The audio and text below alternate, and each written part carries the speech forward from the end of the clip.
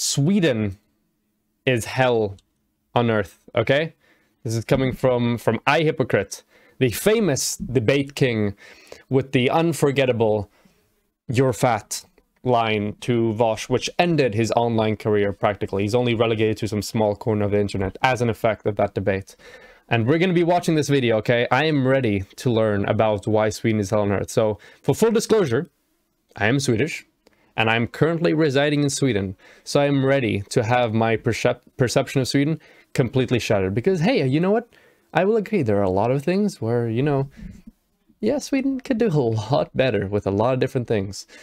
So let's see what perspective Mr. Hypocrite comes at this from. Let's go! Hey everyone, welcome back to the channel. Hello. And today we're going to be continuing our series, The Unabridged Works of Mencius Moldbug Man. And we're going to do the thread that was the most requested from the comment section of the last video, which is the thread where Moldbug Man takes us through his trip to Sweden. And so without any further ado, let's just get right into it. Okay, let's go. Let's do it. Wait, move over there. In honor of Greta Thunberg's odyssey across the Atlantic, I would like to present some notes taken from 2015 when I spent some time in Sweden and concluded it was hell on earth. Damn, give me the notes. Not claiming to be an expert on Sweden if there are any errors. These were just my observations. Well, that's why I'm here, because I am a nationally syndicated expert on everything Sweden, okay? So I'm here to provide positive reinforcement on things you get right and some pointed criticisms on the, I'm sure, very few things that may be disagreeable. But let's keep watching. Important point, I was in Sweden during the winter. Okay, well, it's fucking over. He was in the winter. Keep it real with you, Sweden is pretty sad during winter. So you know what, maybe he's already won here by saying it was winter, so therefore Sweden is hell, because you know what, not that disagreeable, but let's keep going. The winters are obviously brutal in Sweden with about 4 hours of sun and freezing temperatures. If I had visited in the summer, I may have had slightly more positive feelings about the country. I doubt it though. Sweden was cold, dark, and depressing. We were getting about 5 hours of daylight from 10 a.m. till 3 p.m. And when I ventured up to the frozen wastes of Lapland, I was getting about 3.5 hours of daylight only. Maybe that looks extremely dangerous. She's here barefoot jumping around the rocks right next to the river. Those rocks might be really slippery. Gotta be careful, okay? You gotta care about the health of the people in the video. A winter holiday, but I was there to work. It's the middle of the day, and this is how high the sun goes up now.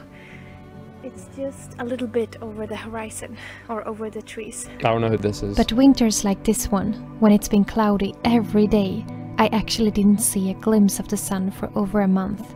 It was freezing, though I found the slightly warmer temperatures of Stockholm, -5 roughly. Okay, so you have to put this in another perspective as well, right? So, you know, we have the winter, which is incredibly depressing, but what about the summer? It's the opposite. So you get sun all the time. It's nicely warm for a lot of places. Like, for example, now we have a lot of sunlight, and it's really nice because it can be like right now, for example, it's like 6:30 in the evening and the sun is still shining. Like it could easily be like midday or afternoon right now. So you get the flip side, right? It's pretty, you know, it's pretty polarized, the amount of sunlight you get here in Sweden. But yeah, anyway, let's keep going. Harder to handle than the snowy Lapland temperatures of -25, simply because the cloud cover and the light reflection from the knee-deep snow in Lapland made me feel warmer. Let's state this from the beginning though. It was neither the cold nor the darkness that depressed me during my stay in Sweden. It was Sweden itself that was the killer. First of all, it is ludicrously expensive. I'm not short of $1 or $2, but every time I bought something, I genuinely felt like I had been gang raped by a squadron of socialist accountants. What is that comparison? I mean, the socialist accountants are just waiting around every corner. Anytime you pull out a wallet, they jump you. They get their little card thinger, just make you like scan your card immediately on the thing, just steal all your money and then run away to their socialist overlords. That is actually true. It's a very little known fact about Sweden, but he got it spot on here. Beer, $15 US a glass. 3 stops on the stop. $15 for a glass of beer? Where the fuck are you getting beer, buddy? What kind of beer are you drinking?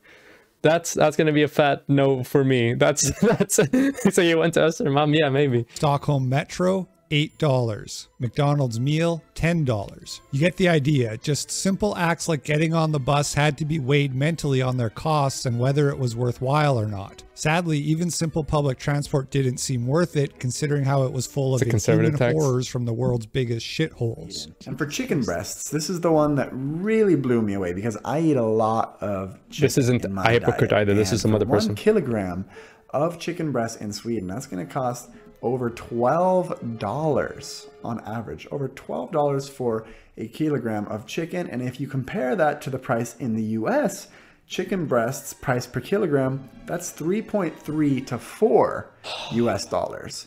So 3 to 4 times the price for chicken in Sweden. To me, that is insane. So we gotta look at this from multiple perspectives, okay? We can't just look at number and what it translates into, okay? Number one, you have to look at the quality of chicken, okay? I'm willing to bet that the average quality of Swedish chicken is probably higher than the average quality of US chicken because of environmental regulations we have in place domestically with Sweden, because of local regulations we have in place, and because of EU regulations. And because of this, we probably have better quality chicken. On top of that, it also depends on what kind of chicken you're looking for, right? It's absolutely possible to get like 50-crown chicken here in Sweden if you go to the right places, if that's the type of chicken you're after, if you're after cheap chicken. Also, this is completely vacuous if it's not put in context with just general purchasing power and general rates of disposable income within Sweden as compared to, for example, the US, which is a really weird comparison to make because the US is like massive and there are massive variations in terms of disposable income across geographic locations, across social classes, and just, you know, generally in regards to the quality of the chicken or like whatever you're specifically talking about. While in Sweden, it's a lot more uniform. So this comparison also doesn't really make sense either. On that perspective, it's a very weirdly broad comparison, but let's keep going. The expense of Sweden segues nicely into my next point, as I believe the two are related. I've never met a more depressed or miserable people. Again, I issue my caveat that I believe most— This person has been to one trip in Sweden, and all of us are different. Of my observations may only be true in winter, but by Odin, the Swedes are a miserable lot. Walk around Stockholm and everyone looks like they're about to kill themselves. Crucially, everyone looks fucking poor. I mean, welcome to living in a big city during winter. Everybody's going to be, because number one, just general social atomization of living in a big city. Number two, work in the middle of like winter. Number three, people are going to look poor, I guess, because they're wearing like warm, baggy winter clothes, which are typically associated with, you know, being like out a lot or not having any place to go or any place to live, I suppose. But let's keep going. Everybody walks around in the same shabby, slightly worn utilitarian winter clothes of baggy black, brown, and gray. The general impression I got was that there's a deliberate government policy to make everything so expensive that it impoverishes all and brings everybody into a ghastly egalitarian median. Ghastly. The government policy to make sure everybody's fashion is garbage. Okay, let's try to work with this. We can talk about this as fellow Swedes, okay? If there is any place in which there are people that wish to differentiate themselves from the mold, okay? We know it's the Stockholmare, okay? It's the people from goddamn Stockholm, okay? Who want to show that they're special, who want to show that they're nice, they're upper class, and want to really, you know, like show off who they are, okay? This is 100% true. Everyone in chat can confirm. If there's anyone that wants to show off the ways that they dress and stuff, it's going to be in Stockholm, okay? It's a big metropolitan city. But yeah, this is, I don't know, this is really weird. Also depends on like what parts of Sweden you go to. If you're going to go to like, you know, like a general area, if you're going to go to like a poor area, if you're going to go to a richer, like Östermalm, you're going to see like a lot of differences in clothing and stuff like that. So, but yeah, I don't know, this is just, people in Sweden look poor and they dress boring. Okay, we have some really sharp critiques coming at Sweden right now. Let's keep going. Egalitarianism would be the main feature of my trip. There are no grand displays of wealth and few options to jettison yourself above the likes of even the most prole of basic travelers, even if you're ready to splash the cash. Sweden is a society that's— I mean, clearly this person's going to splash the cash if they're paying 150 crowns for a goddamn beer. Seems to really attempt to pull everyone and everything into a gray middle. This means that although you don't see some of the poverty of London or Paris, you also don't get the nice contrasts either. It's It depends on where you go. Like every city has poor areas, especially like major cities, and rich areas. If you go to Östermalm, boy, you're gonna see a lot of fucking money on those streets. And if you go to like a poor community, like a small, you know, little like village, like, or not a village, but a small like town outside of Stockholm, you're gonna see a lot like less, you know, like rich people. I don't know. This is, do I need to like explain basic like just like how demographics work in cities and rural areas? I'm not sure. kind of hard to summarize, but if you went, you would see it immediately. I guess nobody can demonstrate their wealth when they are paying $15 for a kebab. $50 for a kebab? Dude, this, I don't know. Okay, I'm gonna keep it real with him, okay? If he's paying $15 for a kebab, he is a garbage goddamn tourist, okay? He has fallen for every single tourist trap that exists. If he's paying 150 crowns for beers and kebabs, okay? Oh my god, I can't believe this. Maybe if you would have been a better educated tourist, if you would have done more research, if you wouldn't have fallen for the tourist hotspots, maybe you wouldn't be spending as much money, but this is unbelievable. 150 crowns for a kebab and a beer. Jesus Christ, you got scammed. This ghastly egalitarianism runs deep in their psyches and especially into their woeful customer service. It's in my psyche, guys. Sweden makes Eastern European customer service look good. I'm really curious what Eastern European countries he's been to. Well, yes, Servers seem to think we're all the same, so they treat you like shit because otherwise that would imply you're better than them. This cultural attitude is called Jante's Law and is endemic in Scandinavia. Rochevy once wrote extensively about it. Rochevy. Hypers in chat if we know who Rochevy is, okay? Who knows who Rochevy is? For those of you who don't know, last time I checked, this person was a, what's it called? Had to be a pickup artist. That's what he is. He's a pickup artist. Also probably a sexual offender. It's probably not impossible. But given the type of advice he gives out, there's not a lot of consideration for consent there. But anyway, I'm happy we have the best possible references for this non-biased account of Sweden. And is endemic in Scandinavia. Rochevy once wrote extensively about it. Here are some examples of how that plays out. 1. Nearly every request made to someone in customer service is met with do it yourself. In my Stockholm... Also, I don't know why there is... I think this is Norwegian news in the background. This isn't Swedish. Did he mix up Sweden with Norway? Anyway, let's keep going. Hotel, this reached ridiculous levels. They messed up our booking and had us in for 3 extra nights than we were actually there. Rather than actually address it themselves, they told us to our face to go onto their website and change the booking ourselves manually. They refused to do it even though they were sat at the reception desk 2 inches from my face with the booking system open right in front of them. When we asked if we could use their PC to change the booking, they said no and highlighted that Wi-Fi costs $4 a day. Okay, hold on. What happened to the good old American do-it-yourself attitude, okay? What's going on with these tourists expecting everybody to do it all for yourself at the hotels, or to do it all for you, you know, having a, you know, an institution or a company take care of your needs? No, we got a do-it-yourself attitude here in Sweden, okay? We're all about that do-it-yourself, work your way up attitude here in Sweden. Once again, this depends on what type of like hotel you're staying at. If you're staying at a poor hotel, or like not a poor hotel, but like a less wealthy hotel, a lower quality hotel, you're probably going to be asked to do more things yourself. If you're staying at more wealthy hotel, you know, like a higher quality hotel that's more expensive, you're probably going to get more customer service. I mean, I don't know how this is generalizable to all of Swedish customer service, but yeah, let's keep going. 2. In the same hotel, I left something in the bar. I went to reception to ask if the cleaner had picked it up or if anybody had handed it in. The receptionist told me, you can go back to the bar and look yourself, or you can call the cleaner and ask her if she has it. 3. I know people will question this. Once again, all of these are anecdotes, okay? We got to keep that in mind at the beginning. Also, I highly doubt you would come and, hey, has anyone lost it? And they would just say, because he messed up here a bit. The question he asked them was, oh, is it here in the reception, or is the cleaner picked it up? And her response was, you can go look in the bar, or, you know, call the cleaner, which kind of implies that it's not in the reception, which kind of answers part of his question. But anyway, I mean, this just depends on what hotel you're at, right? I don't know what to say here. It's like an anecdote from one hotel. But it is true. In some hotels... Also, like, going there and looking yourself is probably like a good way to fix it as well. In Sweden, the hotels tell you to put the bed sheets over your bed, duvet, pillows yourself. Oh no, you gotta put your own stuff over your bed.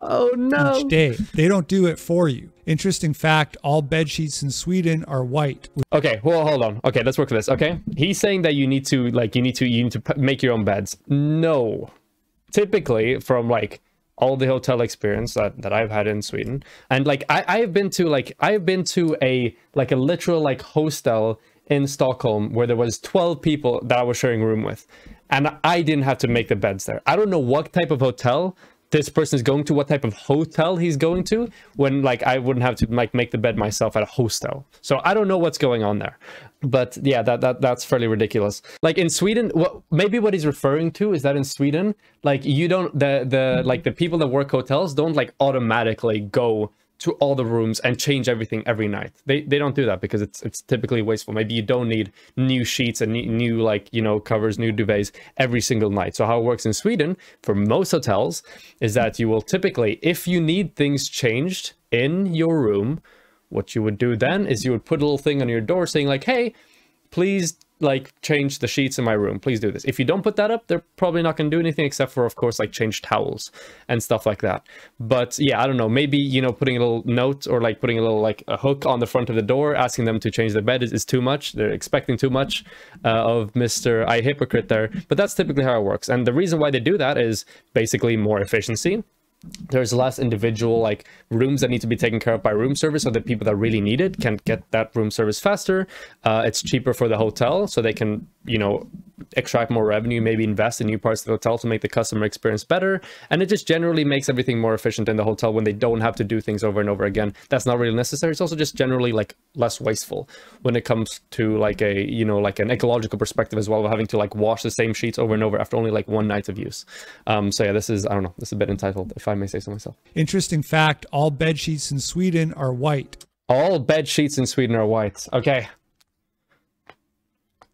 This is my calling. Debunked with facts and logic. This is beige. This isn't white. That's white. This is beige. It's over. Instantly debunked. You're done. There's no coming back from this. Beige. White. Beige. White. Not just white. Okay? Interesting fact, all bed sheets in Sweden are white with zero exceptions. Zero exceptions. At check-in at Stockholm airport, the check-in woman had a rant at me for having the audacity to ask for help checking in. And by help, I simply mean doing her job and checking us in. She kept saying that I should pay to go online, check in manually, weigh the bags myself, print out the tags, and then deposit them at a drop-off. Now, she had the ability to check me in, she just didn't want to do it. Imagine being this entitled. Holy shit. Number one, this is not just a Swedish thing, okay? I don't know how much traveling this person has done to Europe, but this is the case for like a lot of airports, just generally in Europe as a whole. And how this works is that basically each individual person goes and basically like logs in on a little device, weighs their bags and puts the little tags on their things and just hands them in where they're supposed to go. This system is like, I don't know how much, you know, what like the level of entitlement here is, but like, come on. I do sincerely believe from the bottom of my heart that you, Hypocrite, you have the ability to navigate the extremely simple user interface and do this job. Why might you want to do that? Well, you know, the only negative is that you actually have to do something and be productive and do something yourself, you know, have a do-it-yourself mental attitude instead of having somebody take care of it for you, like a, you know, big government or big airline. But on top of that, it just generally like reduces the workload for a lot of the workers there, which, you know, I think workers should probably not be overworked, and we should probably do as much as possible to reduce their workload to make sure they can focus on things that actually require specialized knowledge and working within the actual firm to do properly. Whoops. But on top of that, it also does things like, for example, reduces queuing. Like if the customer service has to do this manually, then you will see really long queues of people waiting to hand in their bags for them to do the whole thing, and then it takes a while, and then some persons might get stuck. Some persons, like individual check-in, might be incorrect. They might be at the wrong port. They might be at the wrong flight. They might not have booked their flight properly. Like a million things can happen, and it can hold off the entirety of the rest of the customers at the given airport. However, when everyone does it themselves, it's more efficient. It's better for the workers that work there. And like, come on, it's not too much to ask. Actually said, why should I do something that you can do? Coming from Asia, True. though I admit it isn't much different in the rest of Europe, there is absolutely nothing to do after 5 p.m., which is when everything closes. These lazy socialist opening hours permeate all of Sweden. Okay, hold on. Let's talk about a few things here. Number one, I thought everybody in Sweden was like, you know, really boring and didn't wear clothing. What is this? Look at all the different colors here. We have 3 different hair colors on that bench. We got brown or black, ginger, and white. 3 different colors as well. We have a bright yellow dress going on here as well. Very cool. High fashion. We got someone with a red jacket back there. We got some blue going on, some white. Like, come on. This literally disproves your earlier point. Now, it's entirely possible that, I don't know why he would do this, but he's including footage from a place that isn't Sweden. I mean, he included Norway earlier. I don't know if he knew that was Norway or not, though. So, you know, maybe this isn't Sweden, but if it is, then this, like, literally disproves his earlier point. The other point was, like, everything closes at 5 p.m. No, this isn't true. You will have a lot of smaller specialized stores close earlier. Yeah, obviously. But you can still find plenty of, like, all the supermarkets going to be open. All the, like, practically all, like, restaurants you're going to want to go to at that time, so unless it's like a breakfast shop, which is probably not going to be open, are going to be open past 5 p.m. Like, you sure, you might not be able to, like, go and buy, like, a salt lamp after, like, 5-6 p.m. You know, no, you probably would, because they're probably sort of like the bigger warehouses, which are also open past 5 p.m. But yeah, I don't know, this just isn't really true. The only thing open late are bars. That's if you don't mind spending the price of a New York condo on a pint of beer. This entire thing is him venting about being ripped off on his trip in Sweden. That's what this entire video is him justifying getting completely scammed throughout his entire trip to Sweden. The fucking airport, there is nothing open in the evening. Odin help you if you are flying a red-eye flight. That's the... Stuff is open at the airport. Maybe not every single store is open, but you can absolutely get by at an airport. Like, it's a fucking airport. Like, come on, let's be real here. There's going to be lounges available. There's going to be, like, food spots available. There's definitely going to be something to eat. Like, you're not just going to be like, oh, well, fuck you, you're starving now for 4 hours, lol. Like, I don't know. This is just anecdotes that just make zero sense. The basic stuff about Sweden out of the way. However, this all pales into insignificance when you stay there for an extended period and are eventually forced to deal with the absolute worst and vile feature that embodies everything that is wrong with Sweden. I'm talking about washing machines. That's right, washing machines. It is not well known outside of Sweden, but their washing machine culture epitomizes everything wrong with that society. A worthier writer than me, perhaps a Scandinavian Hellbeck, needs to write a drama based around Swedish washing machine practice. It's called the Vastuga, or laundry room. Excuse me? What did you just call that? Based around Swedish washing machine practice. It's called the Vastuga. Vastuga. Oh my god, okay. What they mean to say is tvättstuga, which is a room where you do the laundry. Let's see, what are the criticisms here? Or laundry room. In socialist Scandinavia, it is unseemly to have something as bourgeois as your own personal washing machine. Stated simply, it's communal laundry facilities in apartment blocks. Most Swedes live... Oh no! Guys, they have communal washing spaces for your laundry. A laundry system in which the average person can more easily get access to high quality tools and high quality equipment in order to wash their clothes. A system in which people who may not have enough space in their own house to buy a washing machine can wash their clothes, like, fairly easily. In what world is this a bad thing? Prove you have a washing machine? I do have a washing machine. Also, like, I did some research on this. 28 out of the 35 biggest like building firms within the Swedish communes say that they never or very, very, you know, seldom build these communal, like, washing spaces. Usually they're just built in the house nowadays. So this isn't, like, even true from an empirical standpoint either. I don't know what to say here. Yeah, people can get their laundry done in a high quality manner, which may not be accessible to them otherwise because of their, like, economic situation. Live in Soviet-style concrete blocks, and the individual apartments are not even set up to allow the installation of individual washing machines. But it depends on what type of apartments you're talking about. Some apartments, like, you know, studio apartments, like apartments for very young people or like students or whatever, yeah, they typically don't have a lot of space. And then to accommodate for that, instead of just saying, "Lamau, fuck you, go find like a privatized laundry service in which you're charged money for going there every time," what you have instead is you have like a cooperatively owned, it's actually cooperatively owned, by the way, a cooperatively owned like tvättstuga, a place to do your laundry together, where you there's like a wide range of different washing machines, which are all like high quality. They're sort of like industrial in scale because so many people use them all the time.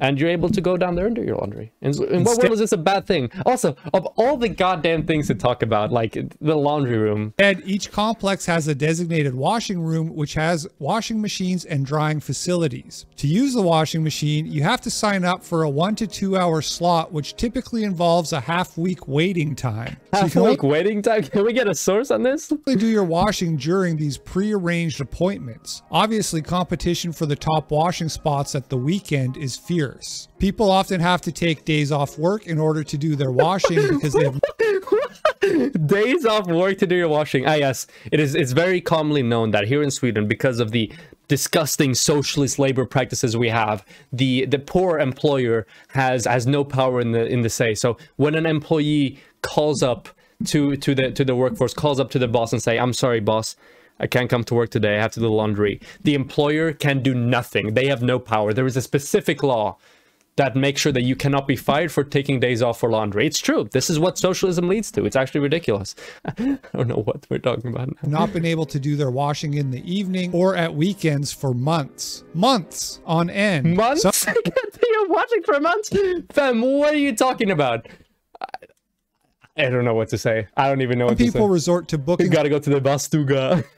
Slots at 3 a.m. and 7. This isn't like true either. Like most washing machine like tvättstugor don't operate past like, I think like 11 or 12 at the latest, and open earliest at like maybe 6, but most likely 7 or 8. And the reason why they do this is so that the people living on the first floors don't have to deal with the noises of washing machine going on. Getting up at 3 a.m. is not a thing. There's actually regulations in place that people aren't allowed to use these facilities in the middle of the night so that other people get woken up. And guess what? Those regulations make sense because there isn't this massive like laundromat like shortage that this person thinks there is. Setting their alarms to wake up on weeknights. You have to physically be in the room to do your wash. You have to be in the room to do your wash? Oh no! Otherwise, the sensor turns everything off. People have huge arguments when others are late for their slot, do too much washing, don't clean the washing machine after. You have to clean the washing machine after yourself. Can you believe it? You need to clean after yourself. You need to pick up after yourself. God damn it. I can't believe this disgusting service.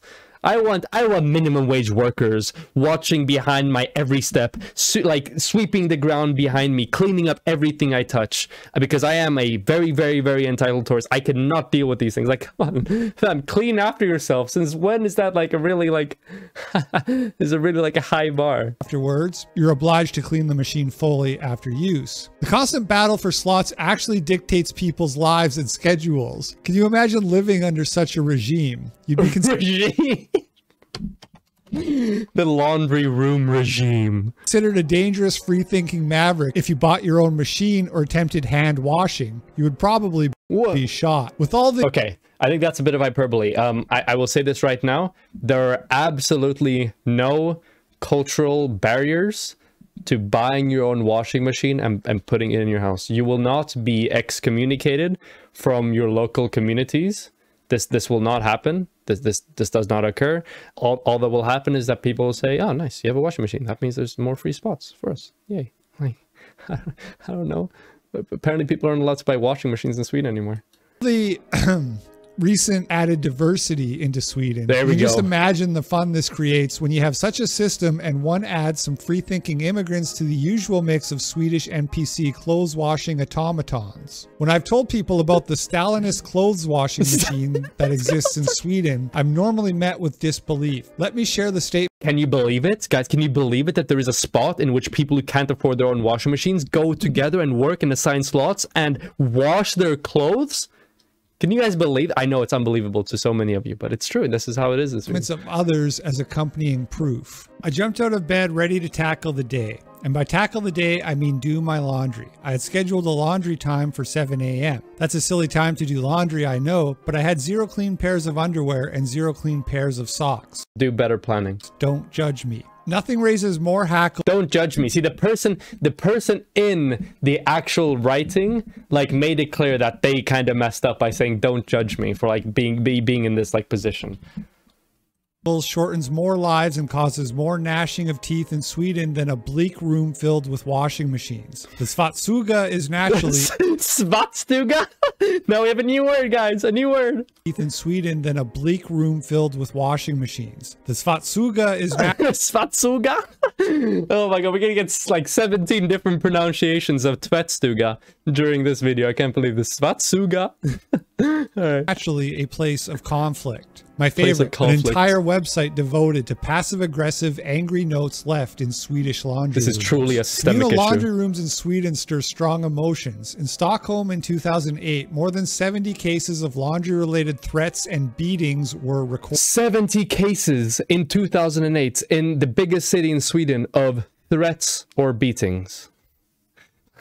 Literally hell on earth, by the way. I mean, this is what happens whenever there's a space shared by different human beings. You will have like some level of conflict. Doesn't matter what space it is. If there's like multiple individuals within a space, there may be conflicts, especially in like a big city as Sweden. After all that hell involved in washing your clothes, you probably wish to go out, buy some alcohol, and have a nice drink to relieve the stress, right? Easy, right? No. Fuck you. This is Sweden. Alcohol in Sweden is purchased at a brutalist dystopian store that seems like it was taken from Yevgeny Zamyatin's weed. I don't think this satire. There is nothing here to imply that this is satire, okay? The comments don't imply that this is satire, okay? There's nothing here that implies this. I thought this would be, but it doesn't appear to be satire, which is really funny.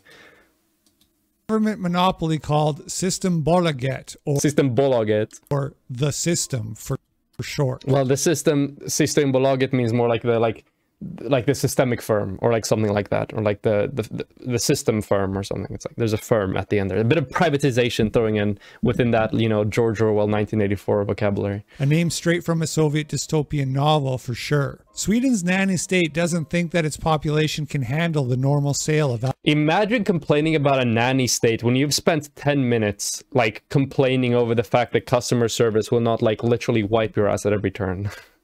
Alcohol. Presumably because due to the darkness and everything closing at 5 p.m., the Swedes would just spend their evening. Oh, they're in chat! Hello, Hypocrite! How you doing, buddy? This guy's a plugin that shows how many subscribers people have. That seems a bit weird. That's not all it does. It suggests tags, for example, when I do videos, and it helps me look at the performance of my videos in a more in-depth way. So don't worry about it, Hypocrite. It's okay. Drinking themselves to death with lack of anything else to do. The government strictly regulates the sale of alcohol. All alcohol, with the exception of light beers with an alcohol content of less than 3.5%, can only be sold in one of the state-sponsored off-licenses delightfully known as the System. The System is the alcohol store equivalent of America's DMV. These shops make it as difficult as possible to purchase alcohol. A deliberate government policy. You can look all this up. Opening hours are 11 a.m. till 4 p.m. What? Okay. Okay, let's take a look at this. We have a series of Systembolagets here in Stockholm. Let's take a look at this, okay?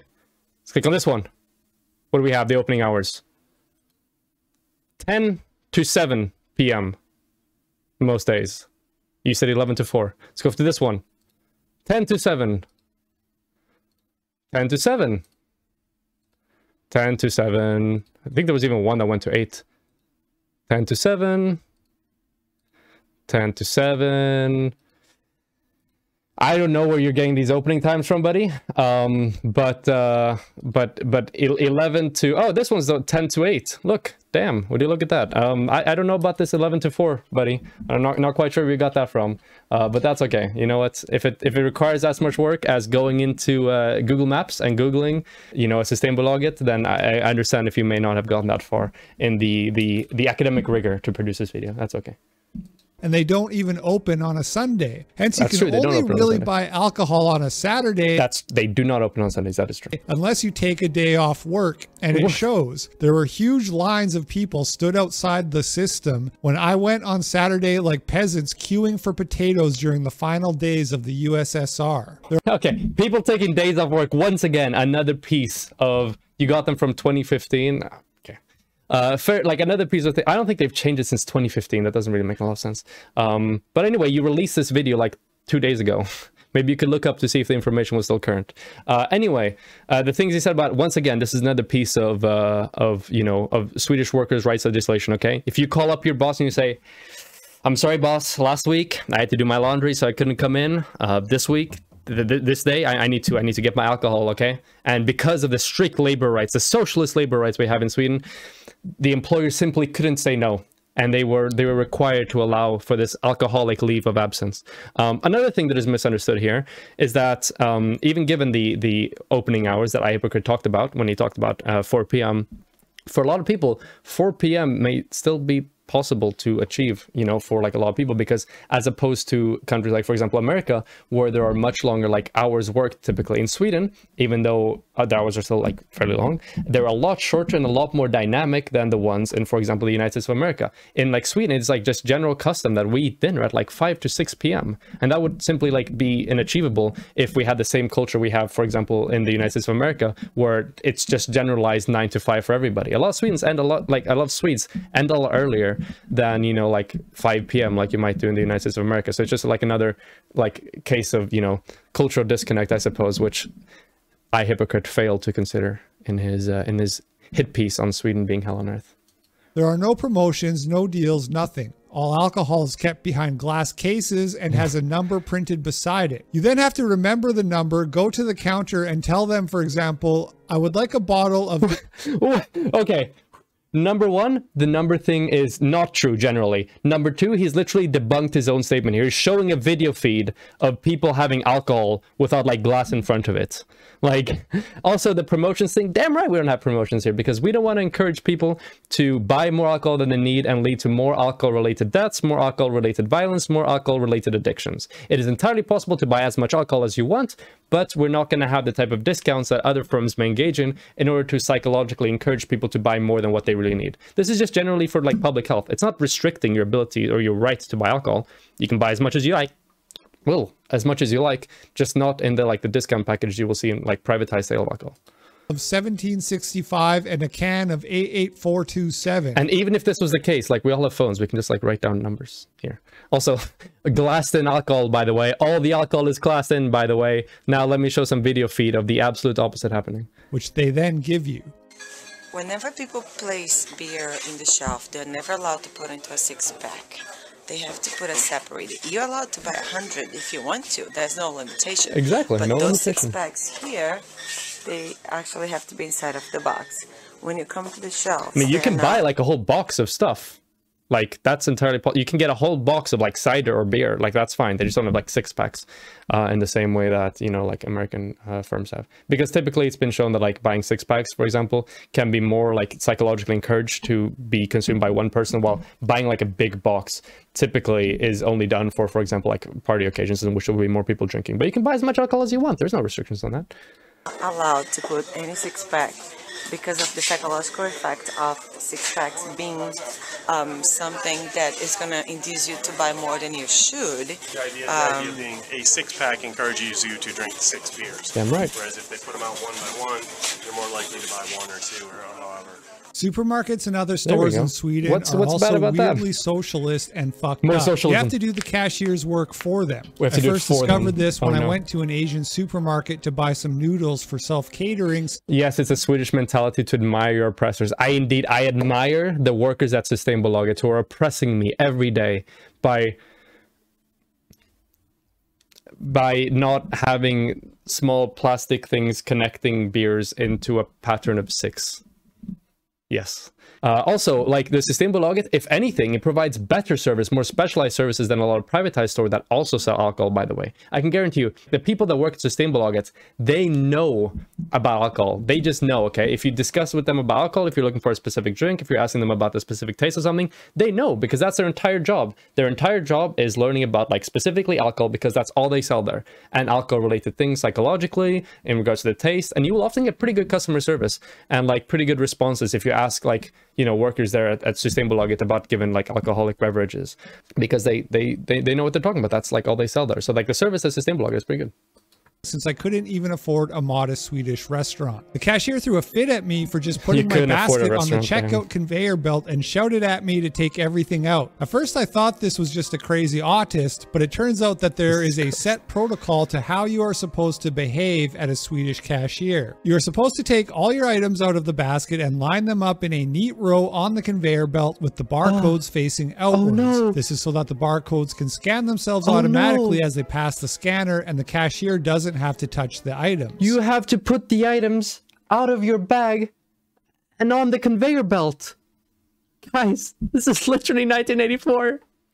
They then fall into the tray at the end, and you pay €5 per plastic bag or some ridiculous near equivalent and bag them up yourself. Near The equivalent. actual cost of these plastic bags at the grocery stores ends up being around 7 crowns on average, at least in my experience shopping around Stockholm. And that comes out to about 84 cents in America, which is pretty high. €5, by the way. So I did some calculations and some math here. And let's say I go to the grocery store 3 times a week on average. Or let's say I go to the grocery store 2 times a week and I go to the Swedish liquor store once a week in some cases. But let's just say I buy 3 plastic bags a week on average. Well, I did a little equation here. And if I did 3 times a week times 52 weeks in a year times 7 Swedish crowns, the cost of the actual plastic bag, and then I do this little equation and it came out to 1,092 Swedish crowns. Imagine putting this out on the internet. Imagine putting out on the internet that a serious economic struggle for you is the fact that you need to buy a bag every time. The point of it is that you're not supposed to buy a plastic bag every time. You bring your own bag. If you know what the price is and you continually want to buy a plastic bag every time you go shopping, you deserve, okay? Fuck it. You deserve to pay the 1,092 crowns just for being that goddamn stupid. I'm gonna keep it real with you, okay? On top of that, if we're talking about this person, on top of them, like, unironically flexing the fact that something that is as easy to solve as just like bringing your own bag is like a serious problem for this person, they're also using the mic the wrong way around. The receptors are on this end of the microphone. There is no receptors like on top of it. That's not how these mics work. There's like one on this side, there's one on the other side, but then both of them are on, and you wouldn't be recording from this side then, because then you'd be picking up audio from the camera. There is the all around sound, which you wouldn't record that either when you're just like doing it like this. That's not how this mic works either. So not only has this person shown off that they're completely financially incompetent, but they also don't know how to use a mic. In a year. And if I convert that to US dollars, in a single year, I'm spending $131 just on the plastic. You deserve to spend $131 if you fucking fall for this every time. All my groceries. And that to me is absolutely mind-blowing. I asked why the cashiers won't touch the items and was told it is to prevent carpal tunnel syndrome in cashiers if they are forced to perform small repetitive movements all day, like slightly raising bags of peas to a scanner. So for their safety, you have to do the scanning yourself. Yes. Fuck it. I mentioned bed sheets. Hey, that's all of it? Yeah, goddamn right. Dude, I'm so sad. What happened to the American, the do-it-yourself mentality? They're the little doge sitting in the corner complaining, you're making me lift my groceries and put them on the conveyor belt. Oh no, this is literally 1984, dude. Like, come on. Are we gonna be serious here? We want to like protect the cashier workers from getting like carpal tunnel syndrome, if we want to make it generally more effective, because if you think about it this way, if like while the cashier is scanning another person's item, when you start laying them on the conveyor belt, what ends up happening then is that once the next customer is ready, bang, it's all there. It's on the conveyor belt, ready to go. You're ready to check out already. And it goes so much faster, okay? This is efficiency, pure and simple efficiency. And this person is complaining because they have to do the slightest bit of work. Wait until Hypocrite finds out, by the way, that there are self-checkout counters at supermarkets where you can bring like a little thing and scan your goods as you put them in the basket, or you take the entire basket and scan them at the very end and then check out yourself without the need of a cashier. He must think that is incredibly dystopic to have to, be able to check out by yourself much more efficiently without the need for, you know, like human contact. I'm sorry, a hypocrite. I know you've just been informed by this. I'm waiting to see the video on how the self-checkout systems in supermarkets is literally subversing the Western spirit within the customers. I'm ready. In Sweden already, but I need to go back to them. Alongside washing machines, it is the thing that most stands out from my stay in Sweden. I said already that some hotels force you to fit the bed sheets Some hotels, once again, it depends on what hotels you go to. yourself in some janteloven attempt to bring you down to the cleaner's level. Well, it gets worse. That's very telling, isn't it? To bring you down to the cleaner's level. What does this imply about the way that Hypocrite looks at just service workers? Bring them down to your level. They're trying to subvert your spirit and bring you down to the petty, the disgusting, the service workers. Unbelievable. Imagine being this like sensitive and this, you know, high up your own ass and this entitled. It's actually unbelievable. Worse. Some places make you rent them rather than being included in the room price. It depends on what hotel you go to. That's why I had to do this and was told it was for female safety. Also, do you know that fitted bed sheets do not exist in Sweden? Really, they don't. Instead, you just have a bed-sized sheet which you lay on top of the mattress, which inevitably falls off during the night. I repeat, there are no fitted bed sheets in Sweden. No non-white bed sheets either. Which we already debunked the non-white one. Just buy your own fitted bed sheet, and also even if you don't have one, just learn to tuck. Learn to tuck the bed sheet. For a country which prides itself on its increasing diversity is astonishing. Another weird thing... You claim to be pro-diversity, yet all your bed sheets are white. Curious.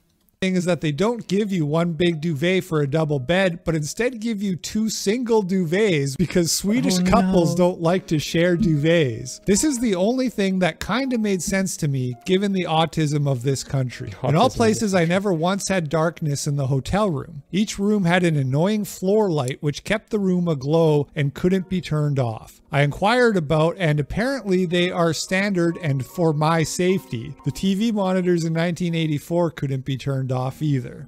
Okay, so the reason why they're floor light is that when a tourist comes to Sweden and downs a couple of, or gets scammed into downing a bunch of 150 crown beers when they go to bed and then wake up in the middle of the night having to go to the bathroom, they won't fall over and fucking die. That's why there is a weak floor light on all hotels so that you can see something even if the room is completely dark.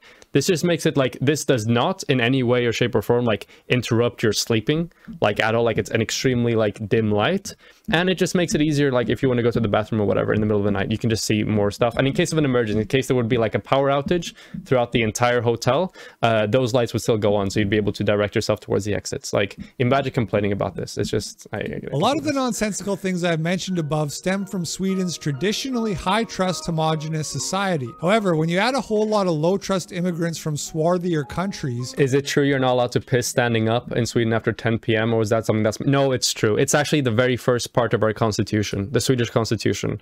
It's like, it's the founding principle behind our like national state. Okay, it's that we are not able to piss standing up after 10 p.m. It's true. Yeah, and then there's also the swarthy countries, you know, little not a dog whistle, just like a, you know, a lifeguard whistle there. Things really take a turn for the worse. In keeping with Sweden's policy of impoverishing its citizens, everywhere in Sweden is laughably mean in regards to toilets and Wi-Fi, no doubt due to dusky freeloaders. There is no free Wi-Fi anywhere except the bloody airport, which you'll need when you have nothing to do after 8 p.m. This is also not true.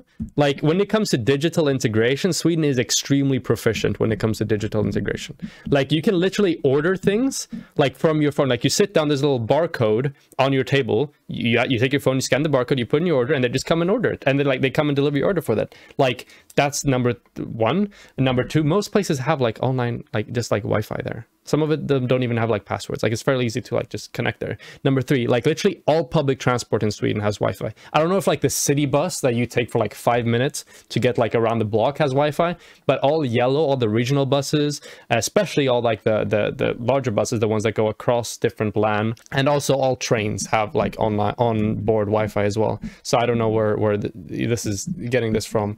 Also, here we go, the food and drink prices across Europe. You have, oh my god, look at all these countries with high food and drink prices. Damn. I guess the best countries to go to in Europe are former Yugoslav Republic of Macedonia, Poland, Romania, Serbia, Kosovo, Bulgaria, Albania, Bosnia, Herzegovina, Montenegro, Lithuania. You can feel free to go to those places, okay? If you're looking for free alcohol, damn right.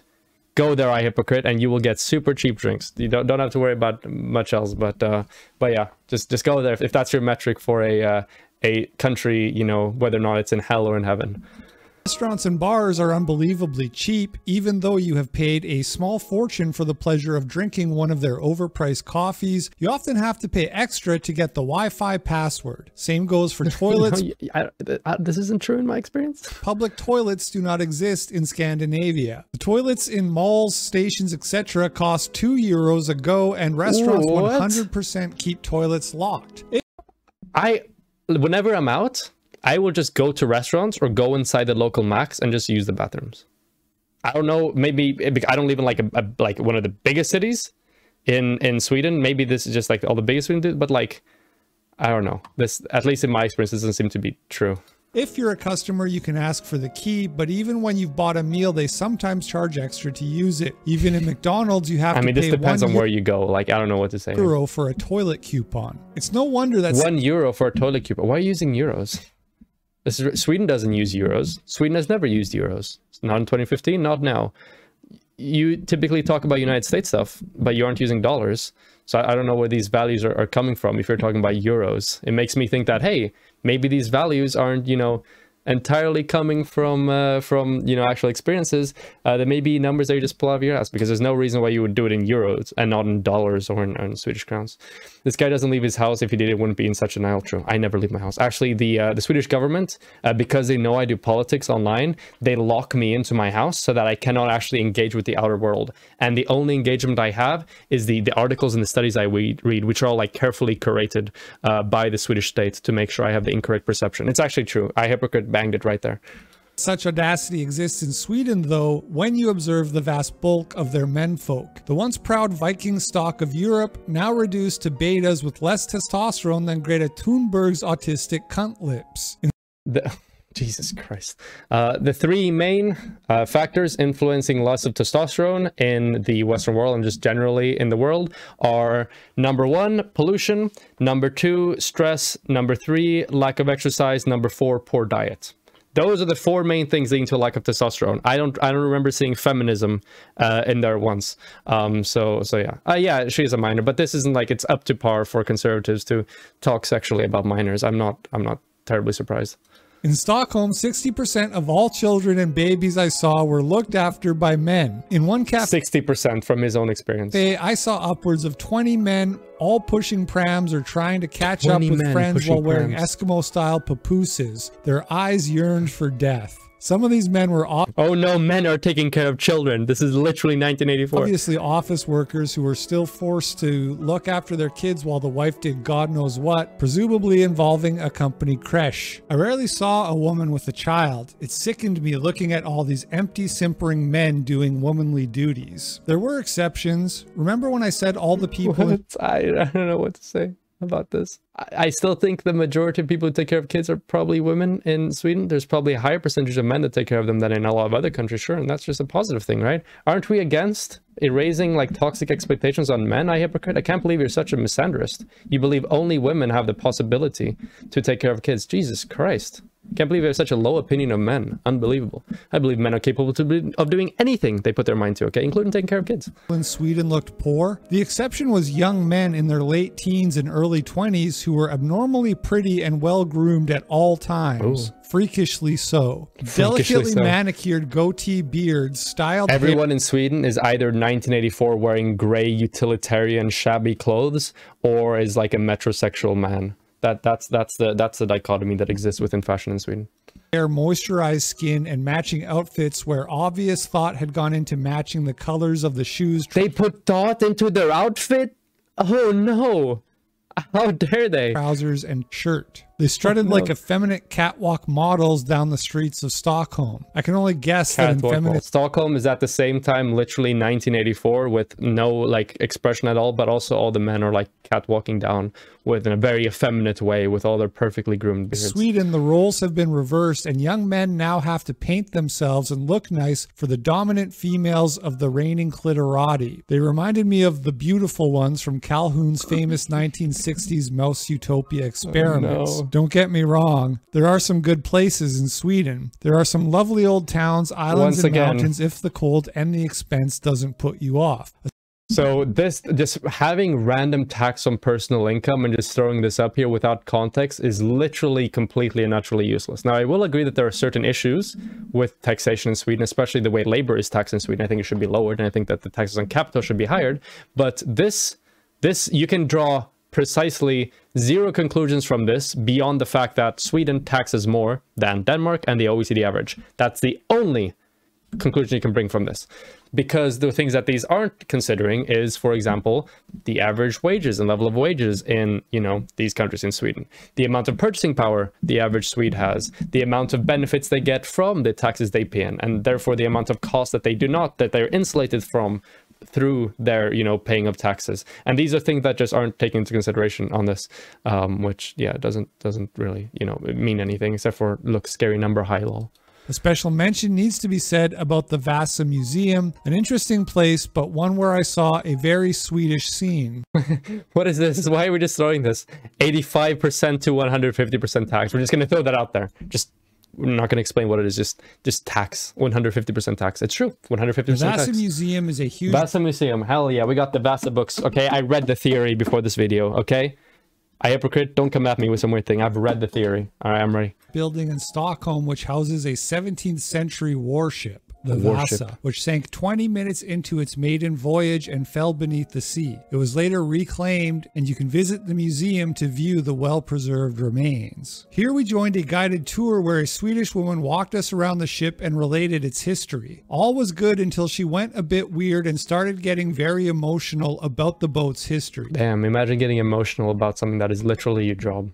She got a bit teary-eyed and started blabbering a feminist rant, which went thus. One thing I don't like is that people say the boat sinking was a tragedy, but people forget the real tragedy. People died when the boat sank. Those people were men, but everybody forgets they had wives and mothers and daughters back home. These were real women who would have suffered from oppression in the 16th century and who were the real victims of the Vasa. That is the real tragedy, not the men who died, but the women who lived on. Taken verbatim from my notes at the time. So according to the... Let's think about this for a second here. Number one, big anecdote. I have the slightest sneaking suspicion that this may not be perfectly represented, but let's work with this for a second, okay?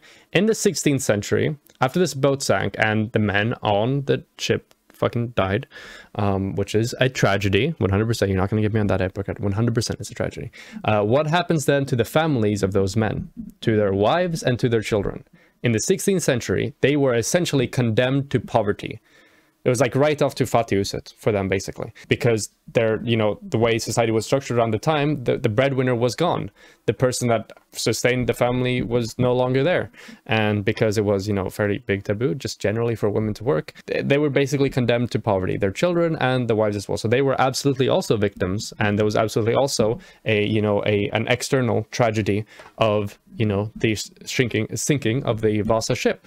Now, whether or not which one is the real tragedy, which one is the fake, like, I don't know, like both of them were extremely sad. The people that died, 100%, fucking sucks. I don't want to die. The people that, you know, got their lives basically condemned to poverty because of that, also a really big tragedy. I don't see the need to weigh them. And I'm not sure I buy the account that the woman there said that the real tragedy was the fact that the women were condemned to poverty afterwards. It would just seem like a weird thing to say. I think that both things are absolutely a tragedy. This deluded feminist cretin, a boat sank, killed loads of men, and the real tragedy was the women sat at home. Right. I wasn't surprised when I later saw Yeah, just sat at home, by the way. There was no implications of the breadwinner and their husband dying at the time. No. They just sat at home. That's the real tragedy. a whole section on women's suffering and the evils of 16th century Europe. Sweden is a sick country. Ever since I spent time there, I studiously avoid any and all types of Swedish influence. Never listen to ABBA, shun meatballs, don't even approach a Volvo. Most importantly, at all costs, keep your distance from IKEA as if your life depended on it. If you have the stomach for it, just look at the architectural aids that is on display at your nearest Imagine getting IKEA. this mad over IKEA. I can't believe it. It couldn't be me. Or even on its website. IKEA is a cancer cell ready to invade your home and contaminate your family with crisp white death. It's the furnishing of Western decline. Don't believe me? Look at their displays with a critical eye. It's dehumanizing. It's dehumanizing. Cheap and crap, and one of the worst examples of woke capital. IKEA furniture is hamster wheels for a bugman's modern cage. Small homes live with less. It's depressing modernism. Oh, no. The temporary flimsy nature of your lodgings hammered grimly home every time you cast your weary eye over the ubiquitous uplighter in the corner that stands next to the $8 appropriately named lack side table. Okay, let's work on this for a second. Number one, I hypocrite. If you want to have a conversation after this, 100% up for it. Furthermore, the reason why this is weird is that number one, like, it's just furniture, dude. Relax. IKEA is a wonderful company and service for people, especially people who may not be super wealthy, like students and just generally young people who need furniture in their home, because the equipment is generally cheaper and it's of pretty good quality, you know, depending on who constructed it. I personally have done a video on my channel where I construct IKEA and it went perfectly well. If, you know, I Hypocrite is going to complain about his inability to put sheets on a bed and to, you know, manually check in at the very simple user interface at an airport, I can kind of understand where he's coming from here. But yeah, I mean, it provides a service for a lot of people who, you know, need cheap access to furniture, and that's what IKEA does, and it does it pretty well. Mixed race couples all over the catalog. Anime everywhere. Mixed race couples in the catalog. Unbelievable. There are people with two different skin tones lying in bed together. This is actually the collapse of Western civilization. IKEA reminds you your purpose in life is to pay a boomer's mortgage as you sit bleakly in a sea of pants trying to slot the bottom back into the bedside chest of drawers in your tiny rented apartment. Like a hastily knocked together Billy bookcase, IKEA like this would be like looking at just generally things that aren't meant for like middle class people, or things that are generally like meant for people who may not be really financially well off, and being like, this is all this country has to offer. This is all Sweden has to offer. This is all furniture in Sweden. And looking at like IKEA, which is just like an entry, you know, to furniture. declares you ultimately interchangeable. Some idiots embrace this. The website will display you images of Fabian and Florian's stylish central Paris apartment, i.e. a tiny gay den situated in a vibrant shithole. Your wife will drool over photos of simpering white-clad homosexuals and their minuscule IKEA-sized palace to shit and blood. Billy bookshelves in the background arranged by book color. This is really cool, by the way. This is a cool bookshelf. Room so small you have to sit on the window ledge looking moody. What does this have to do with Sweden? What are we even talking about? Now we're just talking about small housing and saying that it's bad. I mean, yeah, for a lot of people, small housing may not be as good as bigger housing, but like, what does this have to do with Sweden? All places have small housing. No wonder then that this country has produced Greta Thunberg. Only a nation as sick and cancerous as Sweden could have spawned such a decrepit, de-individualized autistic shell who merely spouts the buzzwords of her globalist masters and handlers. Imagine being so mad at like a teenager from Sweden who says, hey, let's take care of the environment, that you decide to make an entire video about like the most pointless aspects of Sweden, and then a bunch of really weird descriptions and insults on Greta Thunberg as well as Swedes as a whole. Want to see hell? Want to see the end game of what modernity has in store for you? Visit Sweden. Take your wallet. You'll need it. For me, I'll never return to this. No, you will not need it as much as... Okay, hey, if you aren't really bad at being a tourist, you will get by fine in Sweden. If you don't get scammed into buying 150 crown beers and kebabs, you will do fine in Sweden. If you don't go in there expecting like 5-star service for a hotel that probably doesn't offer 5-star service, you will be okay. If you go in there with an attitude that isn't hyper entitlement and expecting all customer service to wipe your ass, you're going to be okay. Yeah, that's my conclusion. Country of artificial sweeteners. As if to illustrate my point, Sweden's the only country that has the word gatrunka. Loosely translated. Gatrunka. My point, Sweden's the only country that has the word gatrunka. Gatrunka. Loosely translated, gatrunka means to cry while masturbating. He's got it wrong 3 times. Okay, first of all, the word he's trying to say is gråtrunka, which means cry wank. Okay, he said gatrunka, I think he said is what he said, which is incorrect. This is also incorrectly spelt. There's an R here, and this A is supposed to have a O. It's supposed to have a little circle above it. So I can't believe you're insulting the beautiful Anglo-Germanic language, more than Anglo probably, the Germanic language of Sweden while doing this. I can't believe you're allowing for the decline of more Western languages, I hypocrite, by incorrectly speaking of them in your video. Absolutely unbelievable. It's probably the only activity left in Sweden that isn't banned by the government or doesn't cost a small fortune. Enjoy the decline. This is a very interesting video. I love to see it. But let's zoom out for a moment, okay? Let's talk about this, okay? These are all things that are completely and utterly insignificant. These things don't matter like a single bit, okay? Like the laundry thing, like there is some form of like a culture around, you know, like just typically when people have to, you know, like when there are enough people within a space, there'll become, you know, funny discourse surrounding it, like little notes and everything. But people complaining about tvättstugor here in Sweden, we literally call that an ilandsproblem, which basically means like, you know, like a first world problem, kind of. That's sort of what it translates into from Swedish. So from Swedish. So even here in Sweden, we recognize that this is fucking nothing. Even the people that do have to deal with this isn't as much as the whole of the population of Sweden, which he tries to imply it is in this video. We in Sweden recognize that this actually isn't an issue.